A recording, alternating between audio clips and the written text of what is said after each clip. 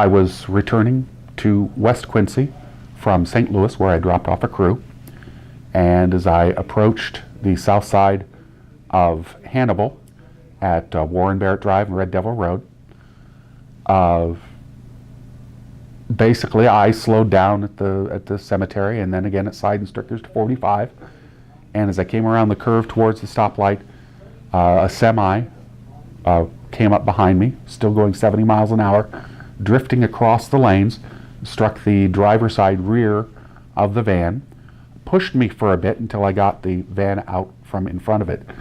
As a result of the impact, the seat back, my seat back, broke, and I went back over it, and that is what broke my back. Well, I don't remember much about the first surgery. That happened 3 or 4 o'clock in the morning when I got to Columbia, and I was, of course, out of it by that point for a number of hours. They went in from the front and simply began the stabilization process.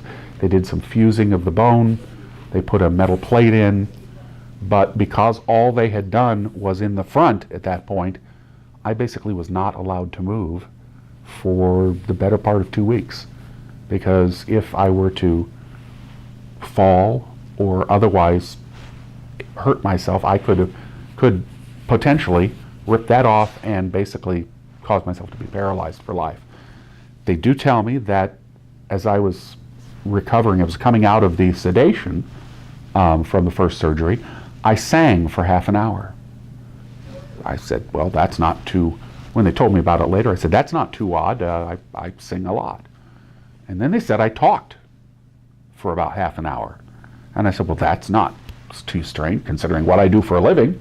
I do radio, you know, and well, I drive too, and I have to talk to the guys. So unfortunately, they say at that point I quit breathing, and they had to do an emergency, put the tube back in, and all that wonderful stuff. And that was why the second surgery was delayed so long, because I managed to got a cold or something, and so they had to wait till that was done.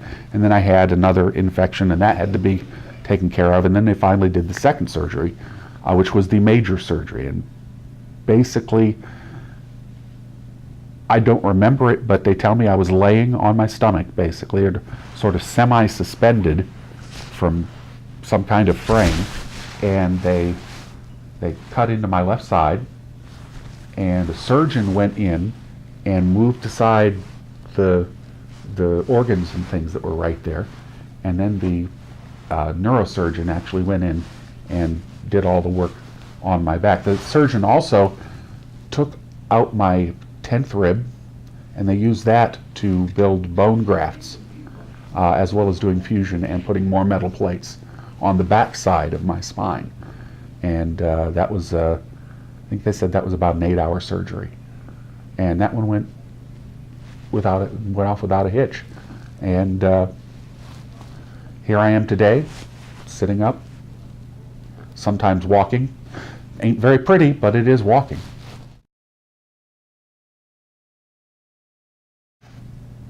Prognosis moving forward is that it'll take a while for a lot of the nerves. My hands are always tingling, and often, well, let's just say that if I could actually shoot the needles out of my fingers, I'd be a great superhero. But most everything that happens just requires my continuing to work on it. The knee will get better as the muscles around the knee get more strengthened. So the prognosis is, as long as I keep working at it, it'll get better. And coming back to work, well, I've met all kinds of wonderful people. Met wonderful people in Columbia, even more wonderful people here at Blessing, and then all kinds of wonderful people down at Sunset Home. Many of whom often said to me, "Are you the Kevin Payne from WTAD?" And of course I had to say yes. And they said, "Well, we miss you, and we hope that you'll be back soon." So I'm raring to go, but of course there are some practical things that have to be looked at. But the voice is there and as smooth and velvet as ever. The personality is still there, maybe a little more humorous. Because I tell you what, if it hadn't been for my sense of humor, there were a few times I could have lost it easy. Especially early on when you know, weren't sure what's going to happen. You know, am I going to be in a wheelchair forever? Well, thankfully, no. But you got to keep a sense of humor. Got to see the funny in everything. And I think I have. And whenever you want me, here I am, baby.